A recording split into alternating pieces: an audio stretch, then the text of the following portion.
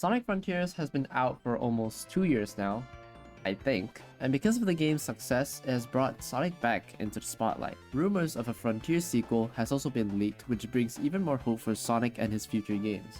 But although the game itself sold really well, I feel like there are some things that could have been done better.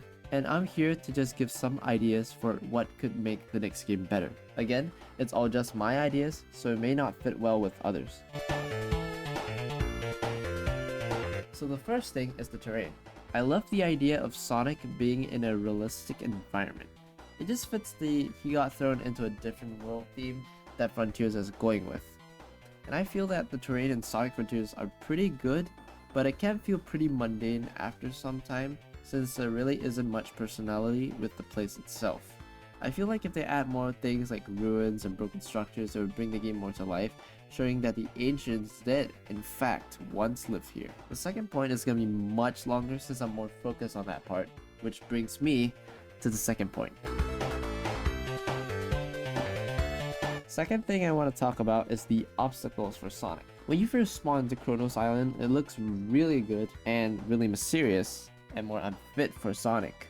But then you walk out to see some rails and springs all over the place. It really brings the whole you're in an unknown world vibe down. It's like it was made for Sonic, which it clearly shouldn't be since this is Sonic's first time here. It also blocks out the beauty of the world itself since we'll be walking like 5 feet in front of you and some rails are gonna slam into your face. Maybe make it that going to the throne, is that what it's called?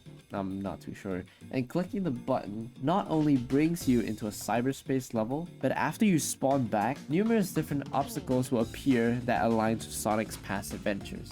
That way, bringing those items in feels intentional and more fitting. And as for the obstacles around the place, make it feel more natural. Maybe some of the trees could be uprooted and you could go rail grinding on those roots. The springs could be some really springy piece of leaf or a type of plaything the ancients made to play in their pastime. Just stand on one of those things, you'll get launched around, you know. And for the platforms, come on.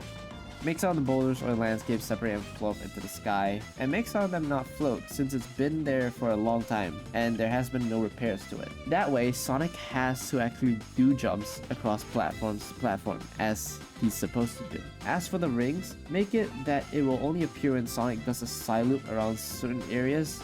That way, it doesn't feel like those rings were intentionally put there, specifically made for Sonic to use. Make something that isn't supposed to be used by Sonic. That way, when players play as him, they have to adapt to their surroundings, much like how Sonic has used the terrain to his advantage. This way, Sonic doesn't feel like he is in a world that is just made for him to play around. Oh, can I also mention something? I don't want Sonic Frontiers 2 to be like a few Sonic games in the past. For example, Sonic 06. What I'm more specifically talking about is when you complete a level. See, when Sonic sees the egg carrier flying away, he speeds up to chase after it. But when he reaches the end, he just stands there and poses. It's almost like the threat isn't there. Same thing with Crisis City and Radical Train, and I forgot the last novel's name. I don't want Sonic to do a really dangerous mission in Frontiers, then just end up dancing or something. It feels like this whole thing is just for fun. To make the tensions higher, you shouldn't be dancing and maybe be like more serious and stuff. I'm not hating on 06 by the way, especially P06. Chaos X worked really hard and actually made the game feel really good to play. I might play it soon, who knows. Overall, that's just a few ideas that I think would make the sequel better, but we can only see what Sonic team can cook up for the next game. Hopefully it doesn't end up too bad. And that's about it. See you next time, guys. Bye.